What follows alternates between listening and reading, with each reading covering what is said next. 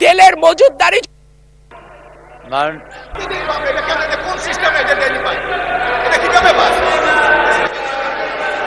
মাননীয় স্পিকার, কাদম্বরী মরিয়া প্রমাণ করিল যে কাদম্বরী মরে নাই। আমাদের তেলের দাম শেষমেশ বৃদ্ধি হইল মাননীয় স্পিকার, কিন্তু তার আগে আমরা দেখলাম কয়েক কিলোমিটার জুড়ে লম্বা লাইন।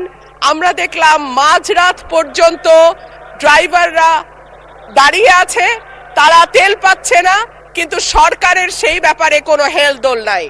আশ্চর্য হয়ে লক্ষ্য করলাম মাননীয় স্পিকার, মন্ত্রীরা যখন সংসদে বক্তব্য দেন তখন তারা অবলীলায় বলেন বাংলাদেশে জ্বালানির কোনো ঘাটতি নাই, কিন্তু মাননীয় স্পিকার যখন তেল নিতে যায় তখন দেখা যায় 3 কিলোমিটার লম্বা লাইন।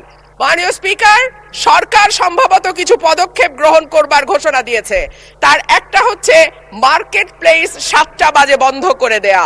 চমৎকার সিদ্ধান্ত মাননীয় স্পিকার, তবে মনে রাখতে হবে কেনাকাটা বা শপিং যেটুকু হয় সেটুকু সন্ধ্যার পরেই হয়, তার আগে হয় না। 2 হইল অফিস আদালতের সময় বলে পরিবর্তন করবে। 5 দিনের জায়গায় 4 দিন বা 3 দিন তারা কর্মঘণ্টা ঠিক করবে। কিন্তু প্রশ্নটা হচ্ছে যদি জ্বালানির কোনো সংকটই না থাকে তাহলে এত লম্বা লাইনই বা কেন, দামই বা বাড়াইতে হয় কেন, অফিস কর্মসূচি সময় পরিবর্তন করতে হয় কেন? এই প্রশ্নগুলা তো ওঠে মাননীয় স্পিকার।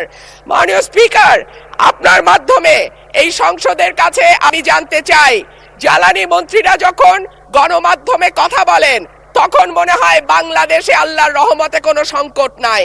ওনারা যদি পরিষ্কার করে বলেন বাংলাদেশে বর্তমানে কত দিনের অকটেন ডিজেলের মজুদ আছে, কতদিন চলতে পারবে, পাম্পগুলো কেন পর্যাপ্ত পরিমাণ তেল পায় না, তেলের মজুদদারি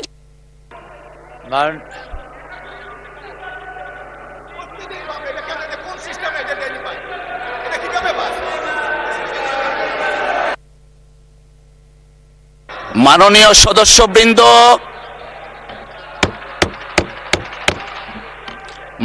সদস্যবৃন্দ, please let us discipline ourself. মাননীয় চিফ হুইপ, আপনি দাঁড়িয়েছিলেন।